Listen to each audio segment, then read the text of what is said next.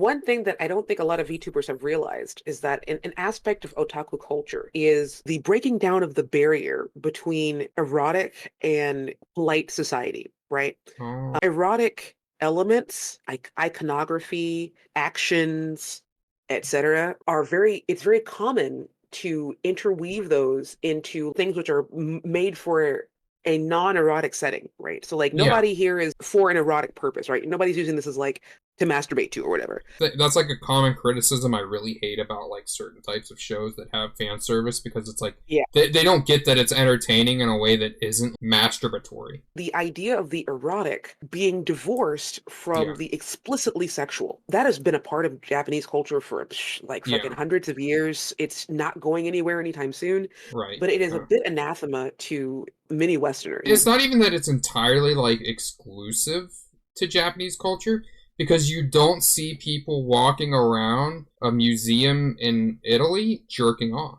There's something other than eroticism that's more like a sort of Yeah, nude elegance.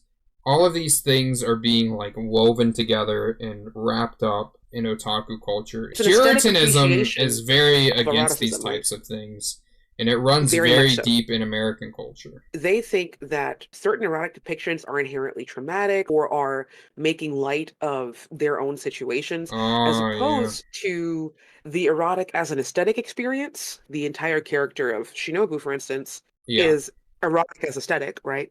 And then you yeah, have otaku iconography that is very irreverent, right? So things which yeah, are very serious in the real world, they're bad, we don't like them in the yeah. real world, but we make light of them in otaku culture It's for other reasons, right? people don't realize that fiction is like a step removed from Yeah. reality.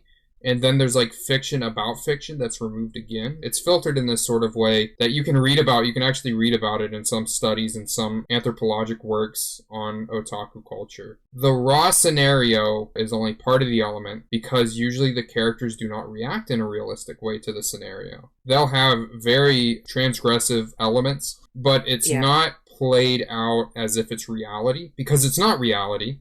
If you Yeah. have like a transgressive element and the character doesn't react the way you would react, that's because the character isn't you. The character isn't actually a person. It's like an element of a role play. What some people who will see things and have an immediate visceral discomfort, they'll say, like, in the story, X is happening. This must be because the creator and the idealized consumer wish they could do X in real life, but they can't, so they do it in fiction. They're A creating very a interesting element of this is that usually they don't even actually want to do it in reality. And in many cases, Yeah. people understand that, right? If you're out there playing Call of Duty, Yeah. it isn't because, gee, I would really like to shoot a bunch of people in real life, Yeah. but I can't. It's illegal. So I guess I'll make do by playing it in a video game. No, that Yeah. is not the case. The shooting is an abstraction of an interaction between you and other players Yeah. that represents things like domination, winning, the colors of light. Competitiveness. There are a lot of abstract things that are going on in that interaction. Yeah. But particularly Westerners and people from like Abrahamic backgrounds, Don't.